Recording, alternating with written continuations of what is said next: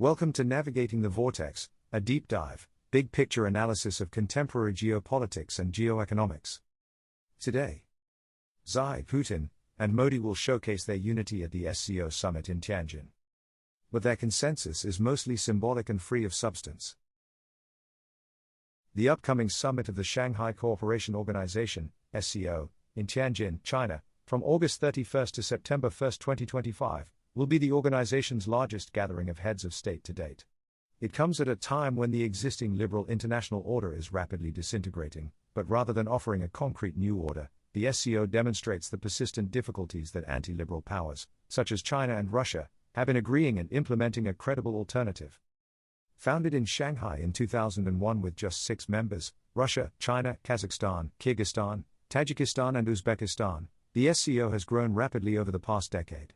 India and Pakistan joined in 2017, Iran in 2023, and Belarus in 2024.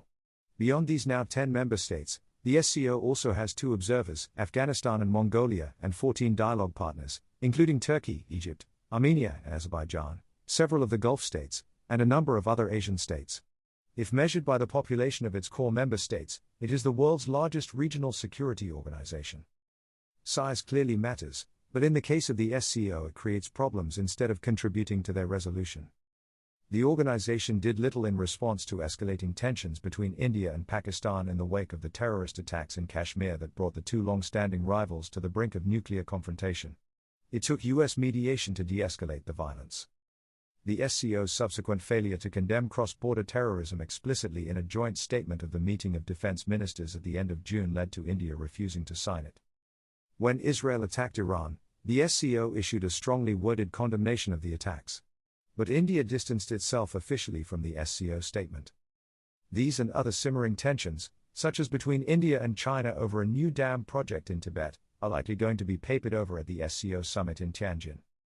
China's president will be keen to demonstrate Chinese leadership of a large coalition of like-minded countries who oppose the hitherto US-led liberal international order. The theme of this year's summit, Upholding the Shanghai Spirit, SCO on the Move, sounds more like an aspirational plea to member states, observers, and dialogue partners rather than a concrete plan for action.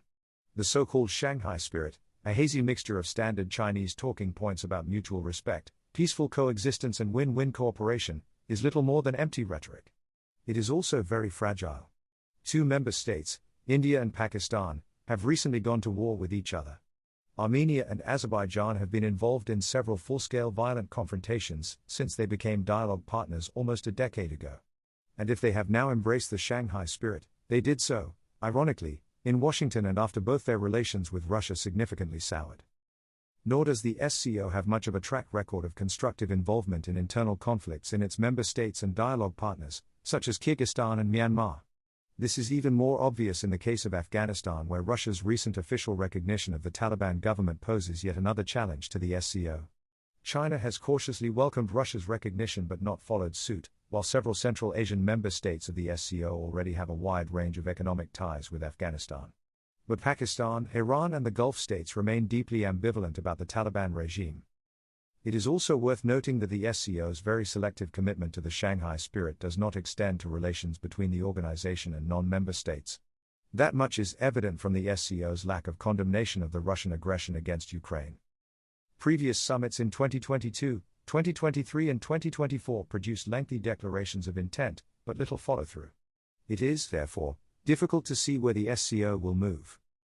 The marked difference to these previous summits is, of course, Donald Trump's return to the White House.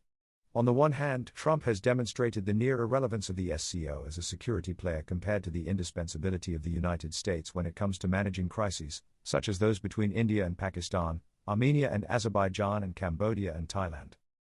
On the other hand, Trump's weaponization of trade has created a new dynamic within the SCO that might see the organization's most powerful countries, China, Russia and India, align more closely against the United States. Sanctions against Russia, however unlikely they may be to be fully implemented by Trump, are still on the table. Heavy tariffs have now been imposed on India for continuing to buy Russian oil. And the US trade war with China is only paused but not settled.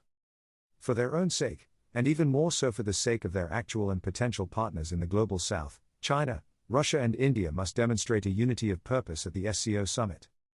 They will condemn the US and the liberal international order, which Trump himself is actively eroding. But their unity of purpose will be limited and performative. Meanwhile, the differences between them remain, and their conflicting individual aspirations of leadership in a post-American international order will prevent them from offering a credible alternative. Undoubtedly, there will be carefully choreographed displays of solidarity and aspirational statements of how the spirit of Shanghai will shape a new international order. But these will rest on the false premise that a post-American international order will be a non-American order. Trump may try to make a deal with Russia and China on a new world order, but a president who publicly muses about renaming the U.S. Department of Defense to the Department of War is unlikely to cede global leadership, at least not without a fight. A big thank you to all of our readers, listeners, followers and subscribers. Signing up to the newsletter is the best way to make sure you don't miss out on anything, and you'll get our newsletter and podcast delivered straight to your inbox wherever you are in the world. Importantly, you'll also be able to read the full written version of all of our pieces, which gives all of the background links to the information we cite in case you want to dive deeper and, like us, like to look at primary sources and check your facts. You can register for free at navigatingthevortex.com. You can also subscribe for subscriber-only access to comments and chats and other special subscriber-only benefits. You can find all these details in the podcast show notes as well. We hope you'll share Navigating the Vortex with anyone you think might find it of interest. If you like the show, please consider rating and reviewing us on Apple Podcasts or wherever you are listening.